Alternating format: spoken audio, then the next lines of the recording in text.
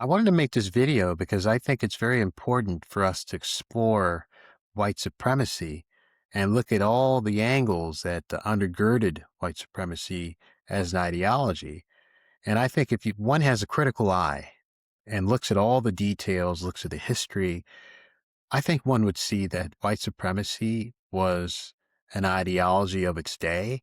I think that it was used in order to exploit the poor white farmers that were hapless under the weight of slavery being abolished in 1865 and the economic devastation that followed from that, and how they were used in the system. They were exploited by the Southern aristocracy, and that white supremacy was just a way for the Southern aristocracy to unite themselves with the white farmers, the sharecroppers, so then they would more or less not have any sort of rivalry with one another, and they can continue exploiting a targeted class of people that they can deem as a scapegoat for any problems they might have.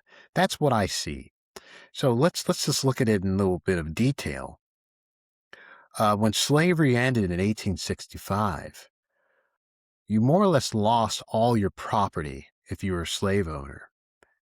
And so what happened was that you had to figure out a way to continue the exploitation process, because now if you're a slave owner and you are a plantation owner, you don't know how to pick cotton. You don't know how to run a farm. The slaves did it for you. And so you needed to come up with a new system. And what it was sharecropping. And you owning all the money, all the banks, you had the politicians under your pocket, under your thumb.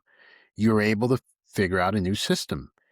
But what happened was the yeoman farmer, the white farmers who owned their own land, who had their own things going on, they were subject to the changing in prices of cotton and other agricultural goods, commodities, and they were forced to do tenant farming, which is more or less sharecropping. And so they were sharecroppers along with black farmers as well. And so you were exploiting the white farmers as you were the black farmers. But you couldn't get the white farmers against you because they were too numerous in numbers. So how do you unite them? Well, there was a convenient philosophy going around, which was eugenics, social Darwinism, racism.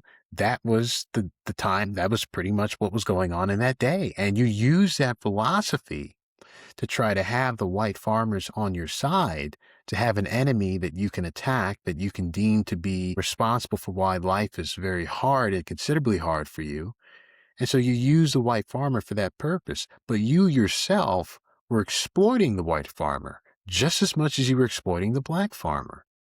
And so when we look at white supremacy, we can certainly see that white supremacy was a theory that was used by the Southern aristocracy to manipulate the poor white farmers, to try to take down an enemy that they all can deem to be a problem.